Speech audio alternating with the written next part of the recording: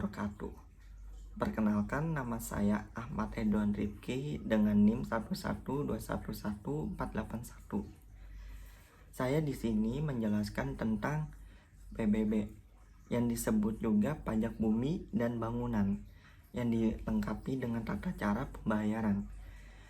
Pajak bumi dan bangunan yang disebut juga PBB adalah pajak yang dikenakan atas bumi, bangunan yang dimiliki, dikuasai, yang dimanfaatkan oleh orang pribadi atau badan bangunan untuk sektor perdesaan dan perkotaan, kecuali kawasan yang digunakan untuk kegiatan usaha, perkebunan, perhutanan, dan pertambangan. Asa pajak bumi dan bangunan PBB yang berdasarkan asa-asa sebagai berikut. Yang pertama adalah memberikan kemudahan. Yang kedua, adanya kepastian hukum. Yang ketiga, mudah dimengerti dan adil. Yang keempat, menghindari pajak yang berganda. Subjek pajak. Subjek pajak adalah orang atau badan yang secara nyata mempunyai hak atas bumi atau memperoleh manfaat atas bumi dan memiliki, menguasai, yang memperoleh manfaat bangunan. Objek pajak PBB adalah bumi dan bangunan. Klasifikasi dan bangunan adalah pengelompokan bumi dan bangunan yang menurut nilai jualnya dan digunakan serta memudahkan penghitungan pajak yang terutang. Pengecualian objek pajak adalah objek pajak yang dikenakan PBB seperti objek pajak sektor pertambangan minyak dan gas bumi, objek pajak sektor pertambangan energi, panas bumi, dan lain-lain. Tarif PBB yaitu sebesar 0,5%. Contoh objek pajak. Contoh objek pajak adalah pekarangan, rumah, tanah, dan persawahan, ladang, tambang, dan perkebunan. Renang, pagar, dan mewah, bangunan gedung yang bertingkat seperti mall atau kawasan dunia hiburan dan lain-lain. Bagaimana cara menghitung pajak bumi dan bangunan? Cara perhitungan pajak bumi dan bangunan yang disebut juga PBB melalui 3 tahap sebagai berikut. Menetapkan nilai jual objek pajak yang disebut juga NJOP. NJOP adalah harga rata-rata dari transaksi jual beli properti seperti tanah, rumah, dan lain-lain. Ketentuan harga rumah ini ditentukan oleh pemerintah provinsi yang sehingga besaran NJOP di setiap daerah yang berbeda-beda.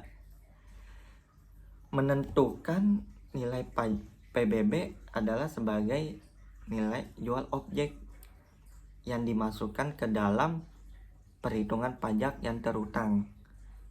Persenan NJKP yang telah ditetapkan pemerintah berdasarkan keputusan Menteri Keuangan dengan nomor 201 KMK 04/2000 tentang penyelesaian besarnya nilai jual objek pajak yang dikenakan pajak sebagai dasar perhitungan pajak bumi dan bangunan 40%, untuk perkebunan 40%, untuk pertambangan 40%, untuk kehutanan 40%, untuk nilai lebih dari 100 juta untuk perdesaan dan perkotaan.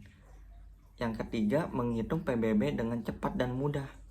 Setelah mengetahui definisi dari NJOP dan NJKP, maka langkah selanjutnya adalah menghitung PBB dengan cepat dan mudah. Contoh perhitungan PBB adalah sebagai berikut. NJOP sama dengan luas tanah kali nilai tanah plus tanah, luas bangunan, dan nilai bangunan. Nah, apa saja faktor yang mempengaruhi pajak bumi dan bangunan? Faktor-faktor yang mempengaruhi pajak bumi dan bangunan yang disebut juga PBB adalah sebagai berikut. Yang pertama, Yang pertama itu adalah PDRB per kapita. PDRB per kapita berpengaruh positif namun tidak signifikan terhadap penerima PBB. Yang kedua adalah jumlah SPPT. Jumlah SPPT tidak berpengaruh terhadap penerimaan PBB. Yang ketiga adalah tingkat inflasi. Tingkat inflasi berpengaruh positif dan cenderung signifikatif terhadap penerimaan PBB. Yang keempat adalah luas lahan. Luas lahan tidak mempengaruhi terhadap penerimaan PBB. Yang kelima adalah luas bangunan. Luas bangunan berpengaruh positif dan cenderung signifikan terhadap penerimaan PBB. Dan 6. Jumlah penduduk. Jumlah penduduk berpengaruh positif dan signifikan terhadap penerimaan PBB. 7. Kualitas pelayanan. Kualitas pelayanan berpengaruh terhadap kepatuhan wajib pajak. Dan ke-8, saksi perpajakan. Saksi perpajakan berpengaruh terhadap kepatuhan wajib pajak. 8. Saksi perpajakan. Saksi perpajakan berpengaruh terhadap kepatuhan wajib pajak. Yang 9 adalah biaya kepatuhan. Biaya kepatuhan berpengaruh terhadap kepatuhan wajib pajak. Yang ke-10, kesadaran wajib pajak. Kesadaran wajib pajak berpengaruh terhadap pemenuhan wajib pajak. Dengan demikian, faktor-faktor yang tersebut mempengaruhi penerimaan PBB dan dengan memenuhi pajak wajib, sehingga pentingnya untuk memahami dan mengoptimalkan faktor-faktor tersebut, meningkatkan penerimaan PBB dan memenuhi pajak wajib. Pembayaran PBB. Pembayaran PBB dilakukan secara online melalui berbagai platform seperti website resmi, aplikasi IPBB atau ATM maupun mobile banking. Yang pertama, wajib pajak yang harus membayar PBB tepat waktu dan menghindari keterlambatan denda. 2. Pembayaran PBB juga dapat dilakukan melalui aplikasi, namun layanan ini hanya tersedia di wilayah tertentu. 3. Selain itu, pembayaran PBB juga dapat dilakukan melalui Traveloka dengan berbagai metode pembayaran seperti transfer ATM, internet banking, dan gerai minimarket. Namun layanan ini baru tersedia di beberapa wilayah. Nah, tata cara pembayaran PBB biasanya diatur oleh pemerintah setempat, tetapi secara umum berikut adalah langkah-langkah umum untuk membayar PBB. Nah, yang pertama, penerimaan SPPT. Surat SPPT itu adalah surat pemberitahuan pajak terhutang. Pemerintah setempat akan mengirim surat pemberitahuan pajak terhutang kepada pemilik properti. Surat ini berisi informasi tentang jumlah pajak yang harus dibayar dan tenggat waktu pembayaran. Yang kedua, pengecekan informasi. Pemilik properti memiliki memeriksa dengan cermat informasi yang tercantum dengan SPPT, termasuk jumlah pajak yang harus dibayar dan data yang tercatat. Yang ketiga adalah pembayaran PBB.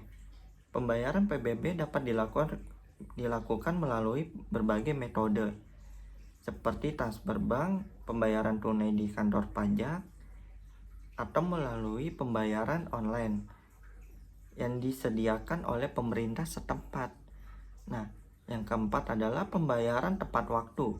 Nah, pentingnya pembayaran PBB itu sesuai dengan tenggang waktu yang ditetapkan dalam SPPT. Yang jika pembayaran dilakukan setelah menyimpan bukti pembayaran yang sah sebagai bukti bahwa pajak telah dibayarkan. Yang keenam itu verifikasi pembayaran. Nah, verifikasi pembayaran yaitu setelah pembayaran pemerintah setempat akan memverifikasi pembayaran dan memperoleh status pembayaran pada catatan properti. Ketujuh itu pembayaran tahunan PBB. Umumnya harus dibayar setiap tahun sesuai dengan ketentuan yang berlaku di daerah masing-masing. Nah, ada dasar hukumnya dalam PBB yang mengenai diatur dalam Undang-Undang Nomor 12 Tahun 1985 yang kemudian mengalami perubahan menjadi Undang-Undang Nomor 12 Tahun 1994. PBB di daerah perdesaan dan perkotaan yang disebut PBB P2 yang merupakan pajak daerah. Sedangkan PBB perkebunan, perhutanan, dan pertambangan PBB P3 tetap menjadi pusat pajak. Prosedur pembayaran untuk melalui kewajiban pembayaran PBB dengan lebih mudah wajib pajak dapat mengoptimalkan pemahaman mengenai hak dan kewajiban serta mengikuti langkah-langkah pembayaran dengan tepat. Dan kedua, pada website atau aplikasi wajib pajak harus mengikuti langkah-langkah selanjutnya sehingga pembayaran itu selesai.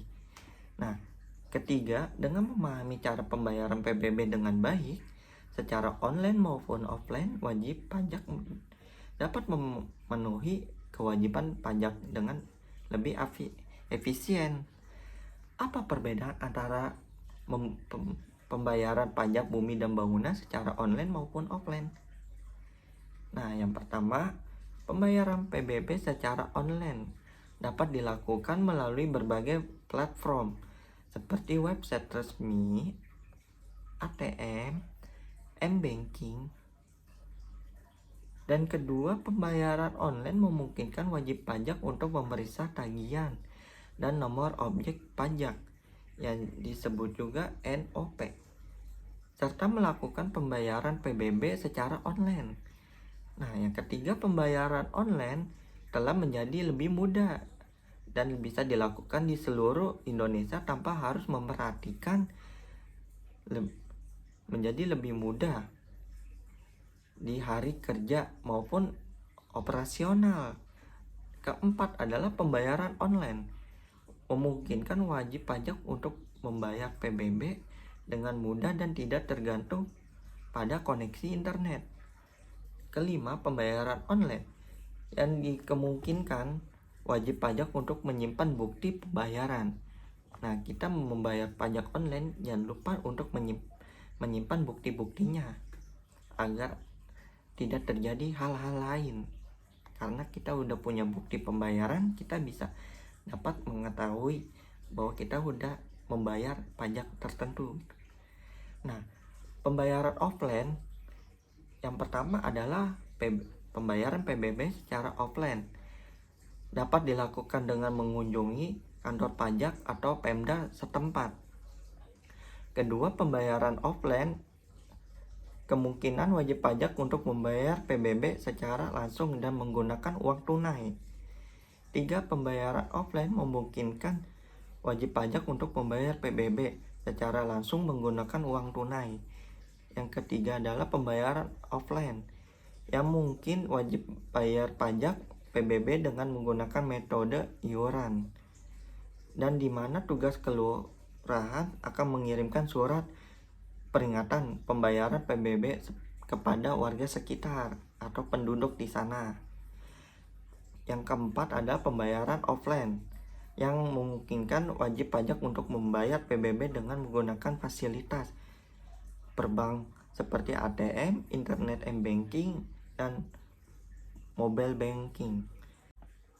Perbedaan yang pertama yaitu Pembayaran online memungkinkan wajib pajak untuk membayar PBB secara lebih cepat dan mudah, serta memungkinkan untuk memeriksa tagihan dan NOP. Kedua adalah pembayaran offline, memungkinkan wajib pajak untuk membayar PBB secara langsung menggunakan uang tunai, serta memungkinkan untuk membayar PBB secara menggunakan metode iuran. Ketiga, pembayaran online, memungkinkan wajib pajak untuk membayar PBB tanpa tergantung pada koneksi internet. Sedangkan pembayaran offline memungkinkan wajib pajak untuk membayar PBB dengan menggunakan uang tunai. Keempat, pembayaran online memungkinkan wajib pajak untuk menyimpan bukti pembayaran. Sedangkan pembayaran offline memungkinkan wajib pajak untuk membayar PBB secara langsung. Jika pembayaran pajak bumi dan bangunan secara online gagal, maka wajib pajak dapat mengembalikan uang pajak dengan cara sebagai berikut. Yang pertama, menghubungi pelayanan pajak. Wajib pajak dapat menghubungi pelayanan pajak di kantor pajak setempat untuk meminta bantuan dalam mengembalikan uang pajak yang gagal dibayar. Kedua adalah mengisi formulir pengembalian. Wajib pajak mengisi formulir pengembalian yang disediakan oleh pelayanan pajak yang berisi informasi tentang jumlah pajak yang gagal dibayar, alasan gagal pembayaran maupun bukti pembayaran yang gagal. Yang ketiga adalah menyertai dokumen. Wajib pajak yang harus disertai dokumen pendukung seperti bukti transfer, pembukti pembayaran, dan surat peringatan pajak untuk membantu proses pengembalian uang pajak. 4. Menunggu konfirmasi. Wajib pajak harus menunggu konfirmasi dari pelayanan pajak bahwa pengembalian uang pajak telah diterima dan proses pengembalian telah selesai. Yang kelima, berikut langkah-langkah tambahan. Jika pengembalian uang pajak gagal, wajib pajak harus mengikuti langkah-langkah aturan tambahan seperti menghubungi pelayanan pajak untuk meminta bantuan lebih lanjut atau mengunjungi kantor pajak untuk membahas masalah secara langsung. Mungkin itu saja yang saya bahas tentang pajak bumi dan bangunan. Sekian dari saya. Terima kasih. Assalamualaikum warahmatullahi wabarakatuh.